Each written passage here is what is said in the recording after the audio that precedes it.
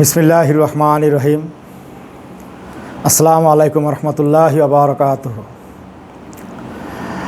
আমরা ডাক্তারগণ হসপিটাল বা চেম্বারে রোগী দেখার সময় কয়েকটা কমন প্রশ্ন বা স্বাভাবিক সাধারণ প্রশ্ন করে থাকি যে আপনার ঘুম কেমন হয়, আপনার খাওয়া দাওয়া ঠিক আছে কিনা, প্রস্রাব পায়খানা স্বাভাবিক কিনা। তো খাওয়া দাওয়া এবং প্রস্রাব পায়খানা বিষয়টা নিয়ে আমরা হয়তো একদিন আলাপ করব। আজকে আমরা ঘুমের বিষয়টা নিয়ে একটু বিস্তারিত বলি। ঘুম মানুষের জীবনে এমন একটা প্রয়োজনীয় জিনিস যে স্বাভাবিকভাবে না হলে বা প্রয়োজন অনুযায়ী বা পর্যাপ্ত ঘুম না হলে এটার দেখা যায় যে পরের দিন গিয়ে এর ইফেক্টটা পরের দিন গিয়ে কাজকর্ম করতে অনেক অসুবিধা হয়, প্ল্যানিং করতে, ডেইলি অ্যাক্টিভিটিস করতে মাথাটা কাজ করে না ঠিক মতো। তো রোগীদের আমরা জিজ্ঞাসা করি যে আপনার ঘুম কেমন হয়েছে, কেন? এর সাথে আমাদের কিছু রোগের সম্পর্ক আছে। কীরকম?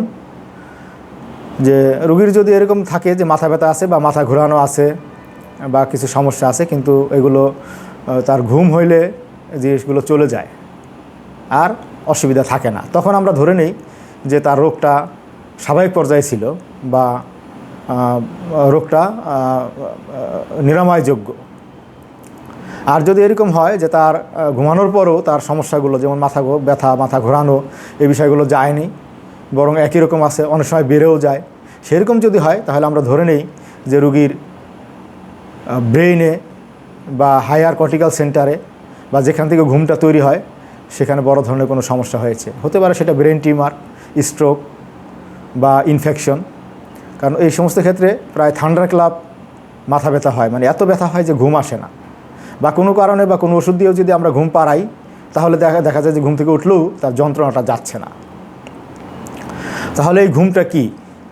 ঘুমটা হলো যে এমন একটা বিষয় যেখানে শরীরবৃত্তীয় এবং মানসিক বিভিন্ন কাজকর্ম কিছুটা কার্যক্ষমতা কমে গিয়ে তার লেভেল কিছুটা, কনসাসনেস লেভেল কিছুটা অল্টার হয় এবং বাইরের স্টিমুলাই বা বাহ্যিক আলো বাতাস এই সমস্ত ব্যাপারে অনুভূতিটা কমে যায়। ফলে শরীর একটা বিশ্রাম পায়, বিশ্রাম পেলে শরীরের কার্যবৃত্তগুলো পরবর্তীতে আবার একটা নর্মাল রিদমে আসে। এখন এই ঘুমটা যদি আরও অনেকগুলা ব্রেন ছাড়াও বা ব্রেনের রোগ ছাড়াও আরও অনেকগুলো কারণ হয়, যেমন রোগীরা এসে বলে শরীরে এরকমভাবে হাত পা জ্বালাপোড়া করছে বা এরকমভাবে কামড়ানি হচ্ছে বা এমনভাবে চিবাচ্ছে যে ঘুমানো যাচ্ছে না। হ্যাঁ, বিষয়টা হলো যে ঘুম এমন একটা বিষয় যে আপনার শরীরের মধ্যে যদি অনেক যন্ত্রণা থাকে এবং এই যন্ত্রণা বা যদি দূর না হয়, যদি শরীরের মধ্যে শান্তি না আসে, তাহলে কোনো ঘুমের ওষুধ কিন্তু সহজে আপনাকে ঘুম আনবে না। আপনাকে মূল রোগটা বা যেইখানে আপনার উৎপত্তি সেখান থেকে আপনার সেটাকে দূর করতে হবে। যেমন আপনার যদি এই চাবানি, কামড়ানি বা মেরুদণ্ডের কোনো অসুবিধা থাকে তাহলে আপনাকে সেই সমস্যাটা সমাধান করতে হবে আগে।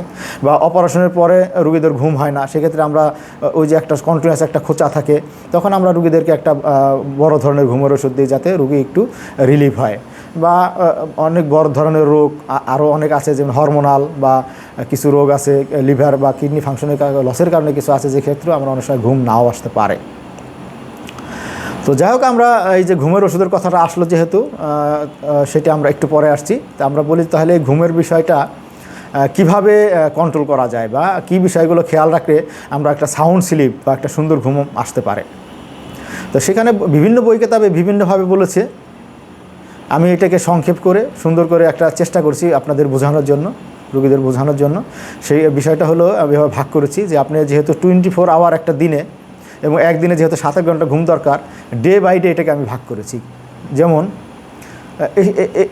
এই ক্ষেত্রে আপনি সকালবেলা আপনার কিছু করণীয় আছে। যেমন চেষ্টা করবেন আর্লি ঘুম থেকে উঠে যদি পারেন হালকা এক্সারসাইজ করবেন, করে আপনার কাজে নেমে যাবেন, সানলাইটে চলে যাবেন বা কিছু অ্যাক্টিভিটিস কাজকর্ম করবেন, শারীরিক কিছু কায়িক পরিশ্রম হবে। তাহলে হবে কি, এটার ইফেক্ট আপনার আবার রাত্রে গিয়ে হবে। কারণ এই যে শরীরে যে সানলাইট বা এই যে গামা রেজ বা যেই বিষয়গুলো কাজ করে, এরা মেলাটোনিন একটা বিষয় আছে যেটা আপনাকে রাতের বেলা ঘুমানোর জন্য সহযোগিতা করবে। আর তাহলে আপনি বিকালে কি করবেন?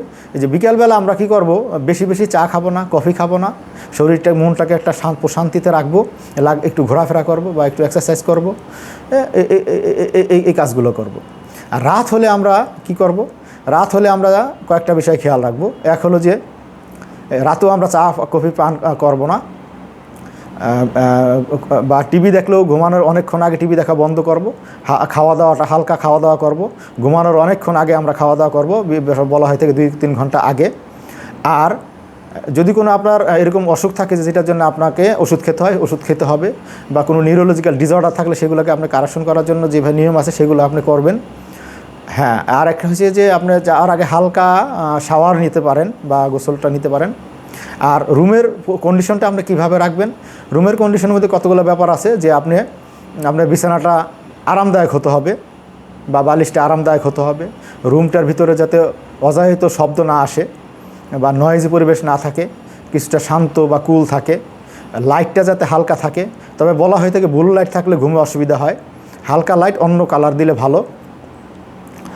আর আপনার চারদিকের পরিবেশটা অনেক সুন্দর বা যাতে সাউন্ড হয় বা নিরিবিলি হয়, এভাবে করে আপনি ঘুমানোর একটা পরিবেশ তৈরি করবেন। প্রতিদিন নির্দিষ্ট সময় ঘুমাতে যাবেন এবং এই বিষয়টার উপরে আপনার নিয়মের উপরে আপনার বিশাল জোর দিতে হবে। তাহলে আপনার একটা বায়োলজিক্যাল ক্লক আছে, দেখা যাবে যে সুন্দর মতো টাইম মতো ঘুমটা চলে আসবে। আচ্ছা, এরপরে আসি যে ঘুমের ওষুধের কথা একটু বলতে চেয়েছিলাম। আমরা সাধারণত যে সমস্ত ওষুধ আমরা ব্রেনে বা নিউরোলজিক্যালি আমরা ইউজ করে থাকি, এর একটা অন্যতম সাইড এফেক্ট হলো ঘুম হওয়া। এটা আমরা ডাইরেক্ট ঘুমের জন্য দিই না, কিন্তু বিশেষ করে ব্রেনের বেশিরভাগ ওষুধের সাইড এফেক্ট হলো ঘুম হওয়া। তা দেখা যায় যে নিউরোলজিস্ট বা আমরা ডাক্তার যারা অনেক সময় ওষুধ লিখলে ফার্মাসিউটিক্যালস কোম্পানির প্রতিনিধিগণ বা অনেক সময় ফার্মাসিস্টগণ, কেমিস্টগণ অনেক সময় একটু মানে হেজিটেট ফিল করেন। ওরা মনে করেন হয়তো ঘুমের জন্য দিল কিনা। রুগীর অনেক সময় এসে বলে যে ডাক্তার সাহেব এটা দেয় নাই, আপনি ঘুমের জন্য দিচ্ছেন। না, এটা আসলে আমরা বুঝে দিই সব ব্রেনের ওষুধেরই সাইড এফেক্ট আছে ঘুম। অতএব এটা ঘুমের জন্য কোনো ওষুধ দিই না। একটা ওষুধের 10টা ব্যবহার আছে, আমরা একটা নির্দিষ্ট বিষয় চিন্তা করে ডোজ কমিয়ে কোনোটা 1 মাস দিই, কোনোটা 3 মাস দিই, 6 মাসও দিই। সেটার একটা আলাদা ওষুধ আছে। আপনারা যখন এই ওষুধগুলো ব্যবহার করবেন বা যখন আপনাকে রুগীদের কাছে দিবেন, একটু সতর্কমূলতা অবস্থান গ্রহণ করবেন। আজকে এই পর্যন্তই। আসসালামু আলাইকুম। অনেক ধন্যবাদ আপনাদেরকে।